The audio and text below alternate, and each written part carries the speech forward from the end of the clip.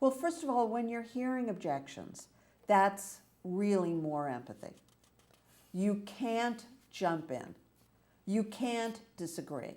You can't explain. You can't defend.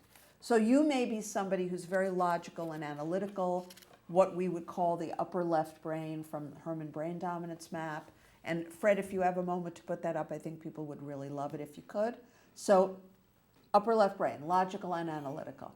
You being logical and analytical when your client or potential client has objections isn't going to get you anywhere. I know, it's a shock, but it doesn't. If you are a very lower left brain, explaining and defending to try to get safety isn't going to help you at all.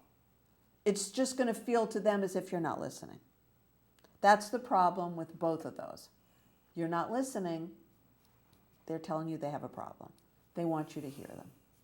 They want you to empathize. Now, if you're very lower right brain, you may get hot under the collar. Well, don't you understand? No, they don't understand. It's your job to understand. You're the seller, they're the buyer. As my uncle said many, many, many decades ago, the guy was a genius and a multimillionaire. He said, it's much easier to be a buyer than a seller. And he had a very, very successful retail store, so he knew this, right? And the last and final thing that doesn't work is just disconnecting, stonewalling, disconnecting. Now, sometimes people say, let me get my supervisor for you.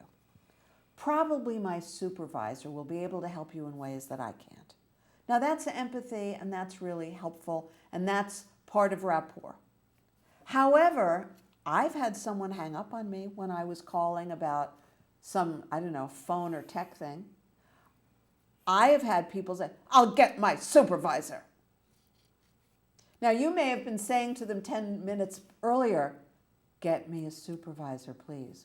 Or you may have been saying to the automated options, supervisor, supervisor, and so all they have to do is be nice about it. But if they haven't been properly trained in customer service, and you and I know that most people in customer service appear to have had little or no training, then you want to be sure that you learn this, because for your business, for your career, for your job, for your life, you want to be able to do this. Boy, we've all had those buttons pushed. Supervisor!